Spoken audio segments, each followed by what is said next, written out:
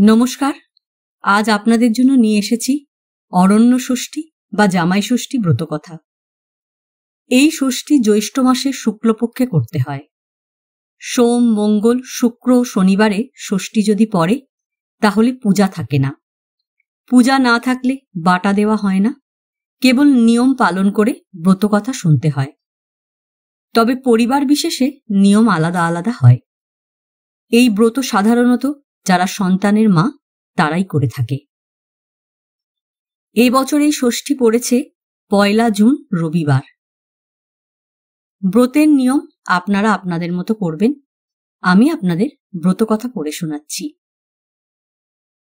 এক ব্রাহ্মণীর 3 ছেলে আর 3 বউ ছিল। এই 3 বউয়ের মধ্যে ছোট বউয়ের খাবার জিনিসের ওপর খুব লোভ। ঘরের খাবার জিনিস সে নিজে চুরি করে খেত আর সমস্ত দোষ চাপিয়ে দিত বাড়ির পোষা একটা কালো বেড়ালের ওপর। বেড়ালটা ছিল মা ষষ্ঠীর বাহন। সে রোজ গিয়ে মা ষষ্ঠীকে এই চুরি করে খাওয়ার সব কথা বলে দিত, কিন্তু ছোট বউ নিজের দোষ কখনো স্বীকার করত না।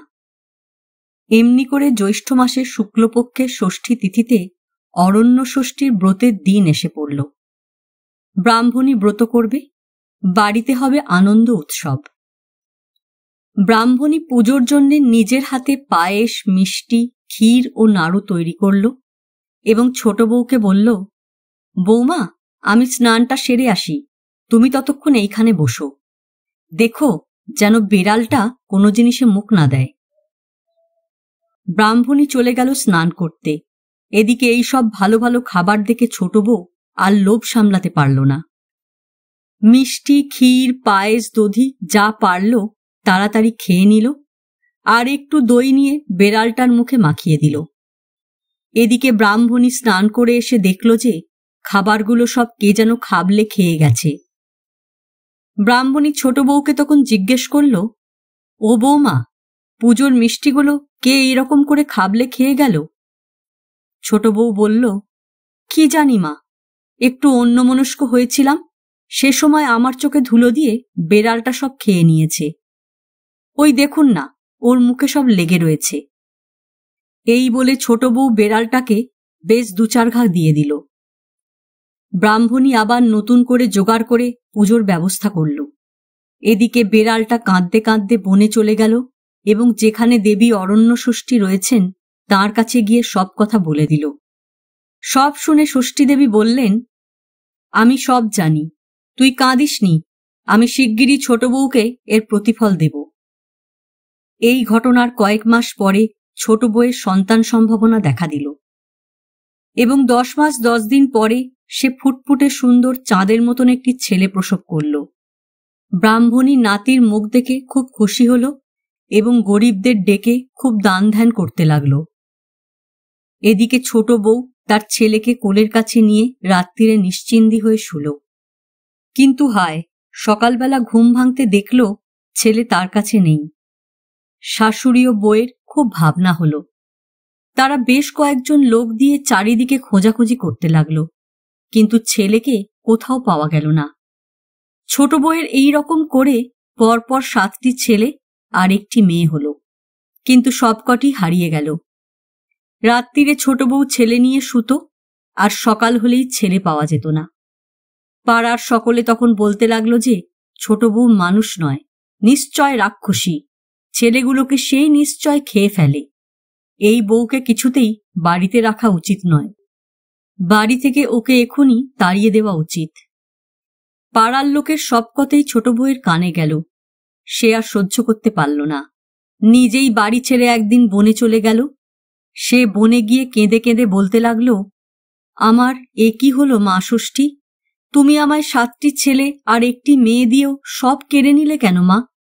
আমাকেও তুমি নিয়ে নাও, আমি একদিনও আর বাঁচতে চাই না। ছোট বউকে এইভাবে আক্ষেপ করতে দেখে মা অরণ্য ষষ্ঠীর দয়া হল। তখন তিনি এক বুড়ির রূপ ধরে তার কাছে এলেন। তিনি তাকে বললেন, এই বনবাদারে তুমি একলা বসে কাঁদছ কেন মা? ছোট বউ তখন সমস্ত ঘটনা মা ষষ্ঠীকে খুলে বলল। মা ষষ্ঠী তখন বললেন, ওরে বেটি, আসল কথাগুলো সব লুকিয়ে রাখলি কেন? তুই যে লুকিয়ে লুকিয়ে মাছ, দুধ, পুজোর মিষ্টি সব নিজে খেয়ে ফেলে শাশুড়ির কাছে কালো বেড়ালটার নামে দোষ দিতিস, তাতে তোর লজ্জা হতো না? সেই কারণেই আজ তোর এই দুর্দশা হয়েছে।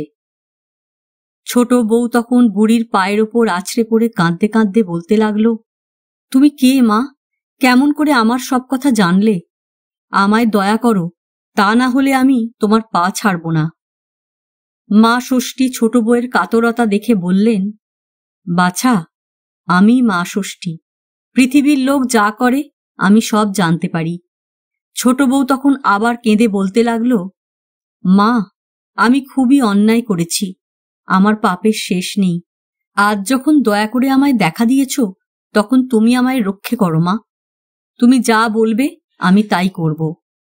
মা ষষ্ঠী তখন বললেন, দেখো, পথের ধারে ওইখানে একটা মরা বেড়াল পচে পড়ে রয়েছে। যদি এক হাঁড়ি দই ওই বেড়ালটার গায়ে ঢেলে দিয়ে সেই দই জিভ দিয়ে চেটে ফের হাঁড়িতে তুলতে পারো, তবে তোমার সব ছেলে মেয়ে আবার ফিরে পাবে। ছোট বউ এই কথা শুনে একটুও দেরি করল না। এক হাঁড়ি দই এনে সেই পচা বেড়ালটার গায়ে ঢেলে দিল এবং পরে জিভ দিয়ে চেটে সমস্ত দই আবার হাঁড়িতে তুলে এনে মা ষষ্ঠীকে দেখালো। মা ষষ্ঠী ও ছোট বউয়ের ছেলে মেয়েদের নিয়ে আগে থেকেই দাঁড়িয়েছিলেন। তিনি ছোট বউকে ছেলে মেয়েদের দিয়ে বললেন, এই নাও তোমার ছেলে মেয়ে, এই অমৃত দই দিয়ে সকলের কপালে ফোঁটা দাও, আর এদের নিয়ে আনন্দে সুখে ঘরকন্না করো। আর কখনো পুজোর জিনিস লুকিয়ে খেয়ে আমার বাহনের নামে দোষ দিও না। ছেলে মেয়েদের দূর হ, মরে যা কখনো বলো না। অন্য কাউকে যদি বলতে শোনো তো তখন মা ষষ্ঠীর দাস ও 60 বলবে। এই সব কথা বলে মা অরণ্য ষষ্ঠী অদৃশ্য হয়ে গেলেন। তখন ছোট বউ তার 7 ছেলে ও 1 মেয়েকে নিয়ে শ্বশুরবাড়িতে ফিরে এসে তার শাশুড়িকে প্রণাম করল। ষষ্ঠী দেবীর সব কথা শাশুড়িকে জানালো। ব্রাহ্মণী সব শুনে একেবারে অবাক হয়ে গেল। এখন নাতি নাতনিকে পেয়ে তার খুব আনন্দ হল। ব্রাহ্মণী অল্প দিনের মধ্যে নাতি নাতনির বিয়ে দিল। পরের বছর জ্যৈষ্ঠ মাসে শুক্লপক্ষে ষষ্ঠী তিথিতে খুব জাঁক জমক করে ছোট বউ অরণ্য ষষ্ঠীর ব্রত করল এবং মেয়ে জামাইকে আনিয়ে জামাইয়ের কপালে দইয়ের ফোঁটা দিল। সেই থেকে মা অরণ্য ষষ্ঠীর মাহাত্ম্যের কথা চারিদিকে ছড়িয়ে পড়ল। এই ব্রতকেই জামাই ষষ্ঠী বা ষষ্ঠী বাটা বলা হয়। এই ব্রত কথা শেষ হল। ব্রত কথা শেষ করে আপনারা মা ষষ্ঠীর ধ্যান করবেন। সেই ধ্যান মন্ত্র আমি পাঠ করছি। দ্বিভুজাং হেম গৌরাঙ্গিং রত্নালঙ্কার ভূষিতাং বরদা ভয় হস্তাঞ্চ শরৎচন্দ্র নিভাননাং পট্টবস্ত্র পরিধানং পিনোন্নত পয়োধরাং অঙ্কার্পিত সুতাং ষষ্ঠী মনঞ্জস্থাং বিচিন্তয়েত। এই অরণ্য ষষ্ঠীর ব্রত ছেলে মেয়েদের মায়েরা পালন করলে তাদের ছেলে মেয়েদের প্রভূত কল্যাণ হয়ে থাকে। বন্ধুরা, এখানেই তাহলে শেষ হলো জামাই ষষ্ঠী বা অরণ্য ষষ্ঠীর ব্রত কথা এবং ষষ্ঠী মায়ের ধ্যান। আপনারা সবাই শুনুন এবং মা ষষ্ঠীকে প্রণাম জানান এবং কমেন্ট সেকশনে সবাই মা ষষ্ঠীকে প্রণাম জানিয়ে লিখবেন। আবার আসবো নতুন কিছু নিয়ে। আজকের মতো বিদায়।